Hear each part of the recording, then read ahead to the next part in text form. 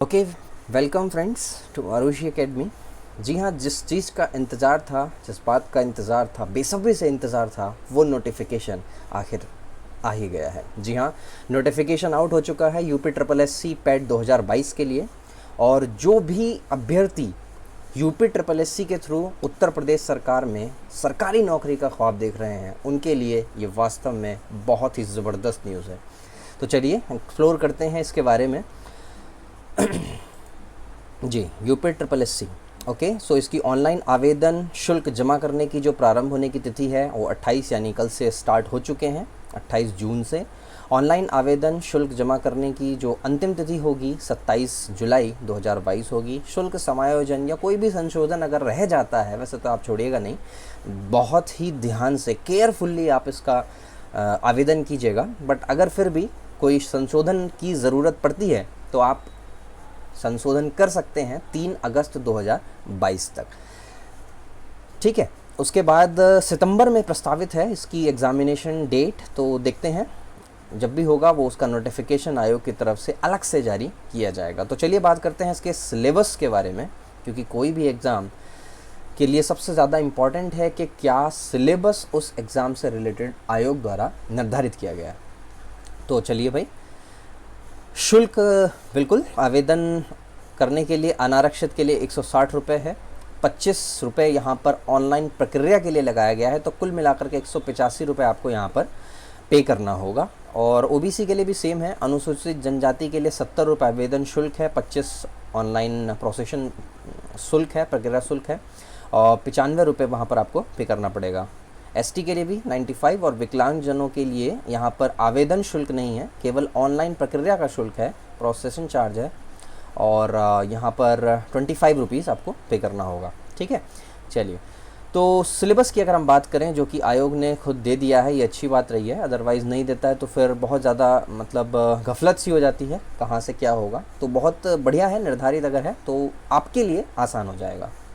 चलिए, तो सबसे पहले बात करते हैं भारतीय इतिहास की। 5 अंक का यहाँ पर कवरेज होगा भारतीय इतिहास का, जिसमें सिंधु घाटी सभ्यता, वैदिक संस्कृति, बौद्ध धर्म, जैन धर्म, मौर्य वंश, गुप्त वंश, हर्षवर्धन, राजपूत काल, सल्तनत काल, मुगल साम्राज्य, मराठा, ब्रिटिश राज्य का अभ्युदय एवं प्रथम स्वतंत्रता संग्राम, बहुत इंपॉर्टेंट टॉपिक है। और भी बहुत सारे एग्ज़ाम्स जिनमें आता है हिस्ट्री वगैरह, तो ये बेसिकली सब वही के वही टॉपिक हैं जो कि ओवरलैप करते हैं किसी न किसी एग्जामिनेशन से।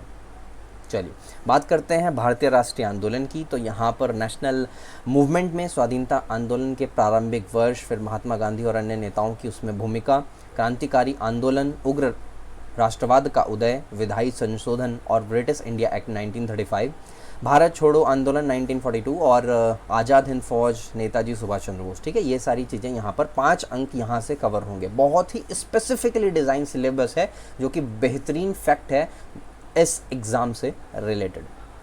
भूगोल में देखिएगा, डायरेक्टली बोला है 5 अंक का यहाँ पर पूछा जाएगा। तो भारत एवं विश्व का भौतिक भूगोल, नदी, घाटी, भूजल संशोधन, पर्वत, मरुस्थल, शुष्क क्षेत्र, वन, खनिज संसाधन, भारत का और विश्व का राजनीतिक भूगोल, जलवायु, मौसम, टाइम जोन और जनसांख्यिकी परिवर्तन तथा प्रवास। ठीक है, आगे बात करते हैं इकोनॉमी में। तो इकोनॉमी में देखिए, योजना आयोग है, मिश्रित अर्थव्यवस्था, हरित क्रांति, दुग्ध विकास, बैंकों का राष्ट्रीयकरण, सुधार और आर्थिक सुधार के लिए क्या क्या स्टेप्स अपनाए गए हैं हमारी अर्थव्यवस्था में अभी तक आज़ादी के बाद से, वो सारी चीज़ें यहाँ पर कवर होने वाली हैं। 2014 के पश्चात के आर्थिक सुधार भी हैं, जैसे कृषि में क्या किया गया है, ढांचागत स्ट्रक्चरल सुधार क्या किए गए हैं, श्रम सुधार, आर्थिक सुधार एंड जीएसटी। ये तो बहुत हॉट टॉपिक चल रहा है आजकल सभी एग्जाम्स में। इससे रिलेटेड या तो कभी कभी कुछ आर्टिकल पूछेगा, अधिनियम पूछेगा, या फिर किस आयोग की सिफारिश पे इसको लागू किया गया, लागू करते वक्त वित्त मंत्री कौन थे। तो ये सारे क्वेश्चंस यहाँ पर बन सकते हैं, तो इस पर आपको थोड़ा सा ध्यान देना पड़ेगा। भारतीय संविधान और लोक प्रशासन की अगर बात करें, Indian constitution and public administration, ये भी 5 नंबर का यहाँ पे पूछा जाने वाला है। तो संविधान से रिलेटेड जो भी इंपॉर्टेंट फैक्ट्स यहाँ पर हैं वही दिए गए हैं, कोई खास ऐसा डिटेल में यहाँ नहीं दिया गया है, बहुत ज़्यादा डेप्थ में नहीं पूछेगा। सो संविधान की मुख्य विशेषताएं, नीति निर्देशक DPSP, directive principle of state policy, और मौलिक अधिकार, कर्तव्य, संसदीय प्रणाली, संघीय प्रणाली, संघ एवं केंद्र शासित प्रदेश, केंद्र राज्य संबंध, न्यायिक ढांचा, सर्वोच्च न्यायालय और उच्च न्यायालय के बारे में यहाँ पर आपसे पूछा जाएगा। ठीक है, जिला प्रशासन, स्थानीय निकाय तथा पंचायती राज संस्थाएं। सामान्य विज्ञान की बात अगर कर लें तो जनरल साइंस में देखिए बहुत ही एलिमेंट्री लेवल का पूछा जाता है, तो फिजिक्स, केमिस्ट्री और बायोलॉजी, ठीक है, ये आपसे एक्सपेक्टेड होते ही हैं 10th लेवल पे, जो भी, क्योंकि 10th लेवल योग्यता का ये एग्ज़ाम है, तो आप समझ ही सकते हैं बहुत ज़्यादा डीप में नहीं पूछेगा, केवल बेसिक एलिमेंट्री लेवल पे यहाँ पर आपसे एक्सपेक्टेड होंगे क्वेश्चंस।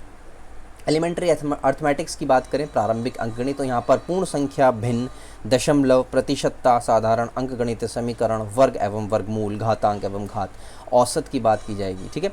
सामान्य हिंदी के बारे में बात की जाए तो 5 नंबर में यहाँ पर सामान्य हिंदी पूछी जाएगी, यहाँ पर संधि, विलोम, पर्यायवाची, वाक्यांश के लिए एक शब्द होगा, लिंग होंगे, भिन्नार्थक शब्द होंगे, मुहावरे, लोकोक्तियाँ, सामान्य अशुद्धियाँ, लेखक और रचनाएँ यहाँ पर पूछी जा सकती हैं, ठीक है।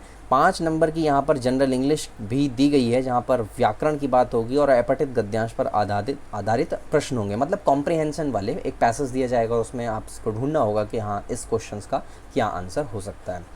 लॉजिक एंड रीजनिंग की बात करें तो यहाँ पर बृहत एवं लघु, क्रम, रैंकिंग, ऑर्डर एंड रैंकिंग, ठीक है। संबंध होगा, संबंध मतलब ब्लड रिलेशंस वगैरह पूछे जा सकते हैं। समूह को भिन्न करना, कैलेंडर, घड़ी, कारण, प्रभाव, कोडिंग, डिकोडिंग, ये सारी चीज़ें यहाँ पर पूछी जा सकती हैं। करंट अफेयर देखिए हर एक एग्जाम में पूछा जा रहा है करंट अफेयर आजकल, तो आपको ये पढ़ना ही होगा। और जनरल अवेयरनेस के लिए भी बहुत सारे टॉपिक यहाँ पर दिए गए हैं, ठीक है।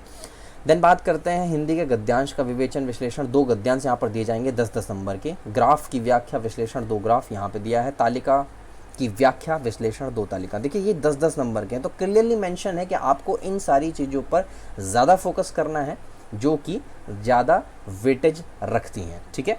अब देखिएगा यहाँ पर शर्तें दी गई हैं, 1 से 9 पर अंकित शैक्षणिक विषयों में संबंधित प्रश्नों की कठिनाई का स्तर, डिफिकल्टी लेवल जो होगा वो एनसीईआरटी पर आधारित होगा, ठीक है। तो साफ साफ मेंशन्ड है, कोई भी चीज़ छुपाई नहीं गई है आयोग के द्वारा, ये बहुत ही अच्छी बात है।